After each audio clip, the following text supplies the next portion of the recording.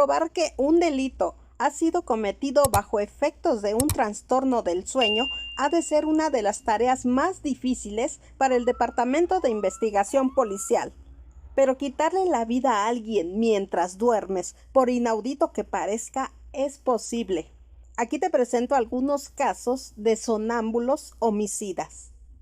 Simon Fraser se enfrentó al tribunal para dar su versión de la horrible noche que para él, en un principio, se suponía era un mal sueño.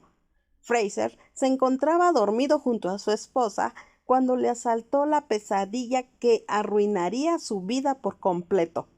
Soñaba con que una bestia salvaje aterrizaba en la cuna de su bebé para quitarle la vida. Fraser se levantó de la cama exaltado y rápidamente atacó a lo que pensaba era la criatura maligna. Lo desgarrador de esta historia es que, una vez consciente, observó que sus manos chorreaban sangre. El desconcierto y la desesperación se apoderaron de él. Había aplastado la cabecita de su niño contra la pared, confundiéndole con la bestia que había visto en sus sueños y de la que intentaba salvarlo.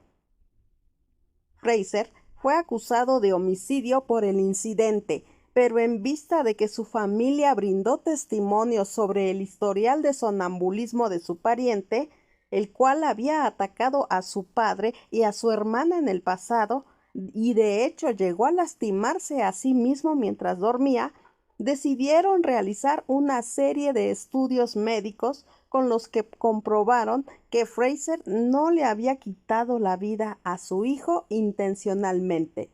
Era un sonámbulo homicida y como tal fue absuelto del delito. Razonablemente, la liberación de los cargos se dio con la condición de que Fraser durmiera en una habitación separada a la de su mujer. Esta debía estar asegurada con llave a fin de evitar repetir los hechos. Joan Kiger, de 15 años, cuenta con una vivencia parecida a la de Fraser. Joan, en uno de sus sueños, escuchó un fuerte tiroteo. Preocupada por su familia, se dirigió a buscar 2 armas que su padre guardaba en un gabinete para atacar a los pistoleros, que más tarde describiría como sombras. Les disparó uno a uno. Por desgracia, estas sombras se trataban de su padre Carl y su hermanito de 6 años, a quienes les quitó la vida de varios disparos. A su madre, la única sobreviviente del ataque sonámbulo de Joan, llegó a impactarle en un muslo. Por estos sucesos fue condenada a pena de muerte y posteriormente quedó liberada de esta condena tras probarse que padecía de sonambulismo. Despertar y caer en la cuenta de que has cometido un acto espantoso, incomprensible, motivado por un fenómeno con núcleo en el cerebro, del cual todavía nadie ha podido explicar con exactitud, es sin duda una situación difícil de asimilar. Joseph Mitchell por poco acaba con su vida apuñalándose en el cuello y el torso después de enterarse de que había atacado a sus hijos. Eran tiempos turbulentos para Joseph. Perdió el empleo, las deudas crecían y las preocupaciones no lo dejaban dormir. Lo hacía a duras penas un par de horas cada noche. Entonces comenzó a sufrir de sonambulismo. En uno de sus episodios, se dirigió a la habitación de su hijo de 4 años, tomó su cuello y lo asfixió hasta quitarle la vida. Luego fue por Lexi, de 13 años, para sofocarla también, aunque a ella la dejó inconsciente por unos instantes. Cuando fue tras Devon, otro de sus hijos, el chico despertó y gritó fuertemente, provocando que Lexi recobrara sus sentidos. Ambos se unieron para luchar contra su padre. Después de varios minutos de batalla para aplacarlo, los hermanos lograron calmar a Joseph y buscaron a su madre, que llamó a las autoridades. A los pocos minutos, la policía llegó a la residencia y Joseph corrió alterado hasta su oficina, aseguró la puerta y allí intentó quitarse la vida. Al día siguiente se encontró esposado en la habitación de un hospital recuperándose de las heridas autoinfligidas, sin poder recordar absolutamente nada de aquel trágico día. El 16 de enero de 1997, Scott Falater se sentó a cenar con su esposa e hijos y les contó las dificultades que estaba experimentando en un proyecto en el trabajo. Después de la cena, preparó algunos materiales para dirigir un grupo de jóvenes de la iglesia a la mañana siguiente y luego intentó reparar la bomba de la piscina de la familia antes de acostarse.